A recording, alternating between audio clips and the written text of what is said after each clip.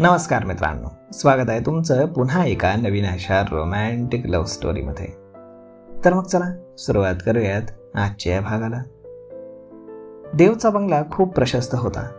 गाथा देवसोबत पूजेला बसलीये हे पाहून समीर आणि बाबा सुखावले. म्हणजे देवने खरंच माईंचा शब्द पाळला याचं त्यांना कौतुक वाटलं. गाथा मध्ये मध्ये देवकडे पाहत होती. तो मात्र शांत आणि निर्विकार होता. त्याच्या मनात काय चालू आहे याचा अंदाज लावणं कठीण होतं. परंतु गाथा भोळी होती. तिला हेच वाटत होतं की तो माईंच्या शब्दाबाहेर नाही. त्यानं तिचं प्रेम स्वीकारलंय आणि हळूहळू तो ते व्यक्तही करेल. पूजा संपन्न झाली. देव आणि गाथा सगळ्यांना आरती आणि प्रसाद देत होते. समीर आणि मिस्टर सरपोतदार यांना घरी आलेलं पाहून तर देव पुरता गोंधळला. सगळ्यांना आशीर्वाद देऊन गुरुजी देखील निघून गेले. हॉलमध्ये मिस्टर सरपोतदार, समीर, माई, देव, शिव आणि गाथा बसले होते. गाथा माईंच्या शेजारी बसली होती. ती खूप खुश होती. माई, तुमचा बंगला खूप छान आहे, मिस्टर सरपोतदार बोलले. देवच्या आईने तिच्या हाताने यातील एक एक वस्तू सजवली आहे. माई डोळ्यात पाणी आणत बोलल्या. खरंच खूप सुंदर आहे, एकदम अँटिक आणि युनिक. गाथाला अशा गोष्टी फार आवडतात, समीर बोलला. आता तिलाच हे सगळं सांभाळायचंय, माई बोलल्या. तुम्ही तिला सून म्हणून स्वीकारलत, खरंच खूप मोठ्या मनाचे आहात तुम्ही. तुमच्या जागी इतर कोणी असतं तर तिला माफ केलं नसतं, गाथाचे बाबा बोलले. ज्या मुलीमुळे याच्यासारखा दगड हसायला, मोकळं बोलायला शिकला, तिला मी माफ का करणार नाही. माझ्या देवच्या आयुष्यात आता गाथाच रंग भरेल आणि त्याचं आयुष्य रंगीबेरंगी होईल. खूप खुश आहे मी, गाथा माझी सून म्हणून या घरात येईल म्हणून. माई तिच्या डोक्यावरनं प्रेमानं हात फिरवत बोलल्या. कॉंग्रॅच्युलेशन्स, शिव देवला मिठी मारत बोलला. देव तर त्यांचं हे सगळं बोलणं ऐकून एकदम चकित झाला होता. त्याचं आणि गाथाचं लग्न कसं शक्य आहे? जावई बापू, हे तुमच्यासाठी, गाथाचे बाबा त्याच्यासमोर एक गिफ्टचा बॉक्स करत बोलले. आम्हाला तुमची आवड माहीत नव्हती म्हणून जे आवडलं ते आणलं, समीर बोलला. जावई बापू, आमची गाथा जरा अल्लड आहे, तिला सांभाळून घ्या, गाथाचे बाबा बोलले. हा सगळा काय तमाशा आहे? अखेर देव बोललाच. गाथाचे बाबा, समीर आणि गाथा न समजून त्याच्याकडे पाहू लागले. देव, माई देखील बोलल्या. एक मिनिट माई, मिस्टर सरपोतदार तुम्ही इथे कशासाठी आलायत? देव बोलला. त्यांना मी बोलावले देव, तुझ्या आणि गाथाच्या लग्नाची बोलणी करण्यासाठी, माई बोलल्या. व्हॉट?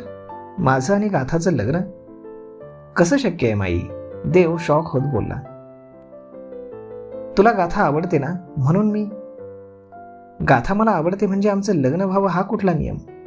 तसं तर मला बऱ्याच मुली आवडतात, मग मी काय सगळ्यांशी लग्न करत बसू? देव चिडून बोलला. देव, तुम्ही? गाथा बोलली.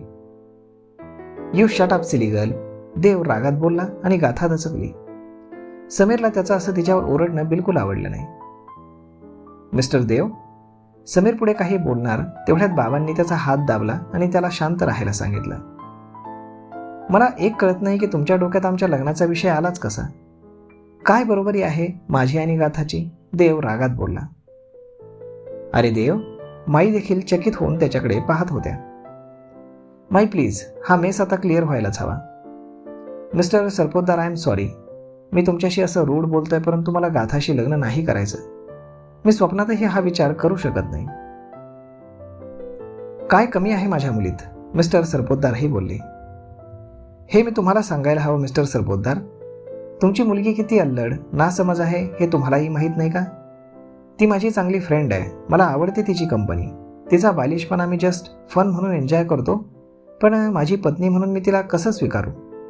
आमच्यात काही साम्य नाही, ना स्वभाव, ना शिक्षण, ना वय. तुमच्यामुळे गाथाला सगळे ओळखतात. तुमचं नाव जर काढलं तर गाथा कोणीच नाही, तिला कोणीही ओळखणार नाही. आमच्या वयात 10 वर्षांचा गॅप आहे. मी इतक्या लहान मुलीशी लग्न कसा करू? देव बोलत होता आणि इकडे गाथा त्याच्या बोलण्यानं हर्ट होऊन रडत होती.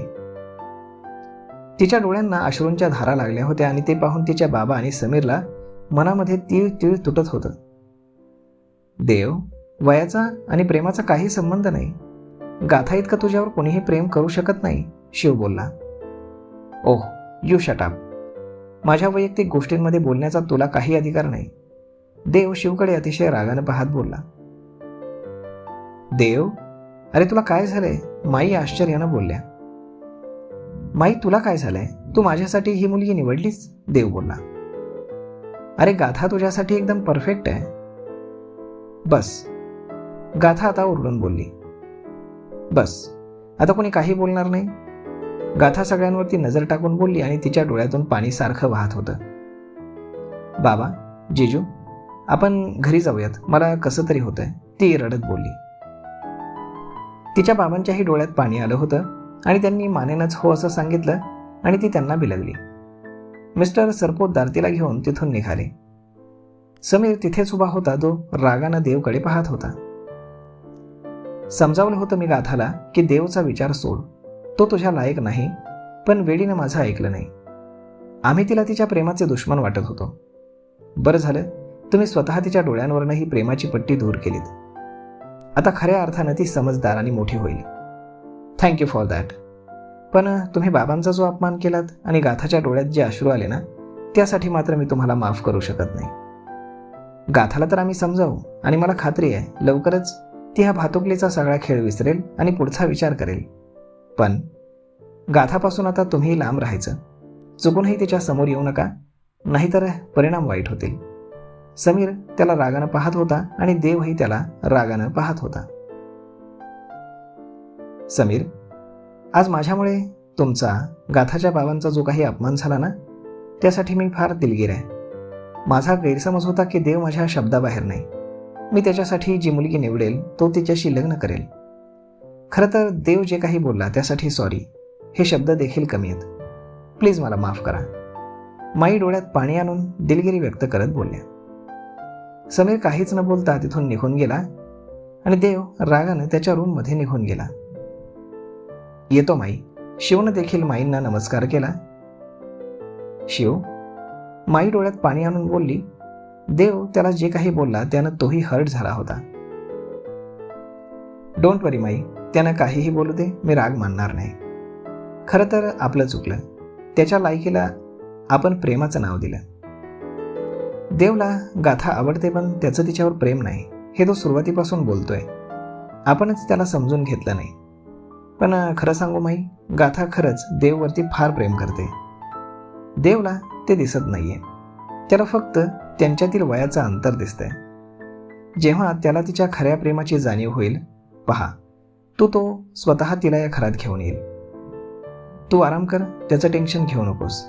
शिव माईला समजावून तिथून निघून गेला. तर मग मित्रांनो, तुम्हाला काय वाटतं? एवढ्या सहजासहजी सगळ्या गोष्टी होतील का? पाहूयात पुढच्या भागात. तोपर्यंत तुम्हाला आजचा हा भाग, ही लव्ह स्टोरी कशी वाटली हे तुम्ही आम्हाला कमेंट करून नक्कीच सांगा. आणि जर आवडली असेल तर आपल्या जवळच्या मित्रमंडळींसोबत देखील हा व्हिडिओ तुम्ही शेअर करायला विसरू नका. धन्यवाद.